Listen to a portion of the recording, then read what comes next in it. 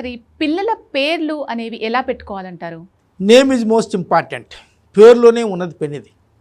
పేరు most important. రాముల వారికి వశిష్ఠుల వారి పేరు పెట్టారు. రామ అనేది ఒక తారక మంత్రమైంది. లైక్ దట్ మంచి పేరు పెట్టించుకుంటే జీవితం చాలా బాగా ఉంటుంది. ముఖ్యంగా మనకి ముందు నుంచి అనాదిగా నక్షత్రనామాలు పెట్టుకుంటాడు.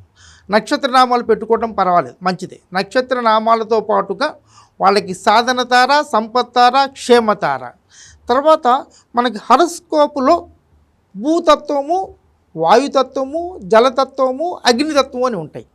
సపోజ్ భూతత్వంలో పుట్టిన వాళ్ళకి నక్షత్రం ప్రకారంగా, అంటే నక్షత్రం భూతత్వంలో ఉంటే జలతత్వ రాశిలో ఉన్న నక్షత్రానికి పేరు పెట్టుకుంటే చాలా బాగా ఉంటుంది. అపార్ట్ ఫ్రమ్ దట్, డేట్, వాళ్ళు పుట్టిన డేట్కి అనుగుణంగా, బర్త్ డేట్కి డెస్టినీ, అంటే మొత్తం డేట్ ఆఫ్ బర్త్ మొత్తం కూడితే వచ్చేది డెస్టినీ నెంబర్.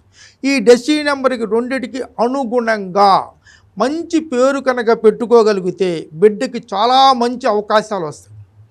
నేను ఒక 25 సంవత్సరాల క్రితం ఒక అమ్మాయికి పేరు పెట్టి ఈ అమ్మాయి డాక్టర్ అవుతుంది అని చెప్పాను. ఈ అమ్మాయి ఇప్పుడు అమ్మ ఇన్స్టిట్యూట్లో డాక్టర్ చదువుతుంది, న్యూరాలజీ స్పెషలైజేషన్ చేస్తుంది. లైక్ దట్ నేను చాలామందిని చూశాను. మంచి జ్యోతిష్యం ముఖ్యమండి. జ్యోతిష్యంతో పాటుగా పుట్టిన డేట్కి అనుగుణంగా మంచి పేర్లు పెట్టించుకోవాలి. ఏముందిలే అని చాలామంది డబ్బులు ఎందుకులే అనుకుంటారు. అన్ని ఫంక్షన్స్కి చాలా ఖర్చు పెడతారు. దీనికి ముఖ్యం ఇది బిడ్డ. చాలామంది నేను చూస్తుంటాను, కొన్ని పేర్లు చూస్తే వాళ్ళకి బిడ్డ చాలా ఇబ్బందులు ఎదుర్కొంటూ ఉంటాడు. వాటిని ఇబ్బందుల నుంచి ఎదుర్కోకుండా చక్కటి జీవితం గడపాలి అనుకునేటైతే జ్యోతిష్యం ప్రకారంగా, న్యూమరాలజీ ప్రకారంగా, బర్త్ డేట్కి అనుగుణంగా, డెస్టినీ నెంబర్కి అనుగుణంగా, పుట్టిన నక్షత్రం యొక్క తత్వాలకి అనుగుణంగా మంచి పేరు పెట్టించుకుంటే బిడ్డకి మీరు ఆస్తులు ఇవ్వక్కర్లేదు. పేరులోనే చాలా గొప్పగా అవుతాడు. మీరు ఆ బిడ్డకి పేరు పెట్టిన దాంట్లోనే ఏం అవుతాడో అని చెప్పొచ్చండి.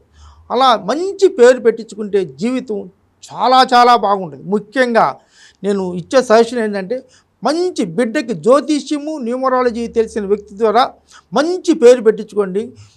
మంచి పేరు పెట్టడం వల్ల తల్లిదండ్రుల భవిష్యత్తు కూడా చాలా బాగా ఉంటుంది. This is the most important.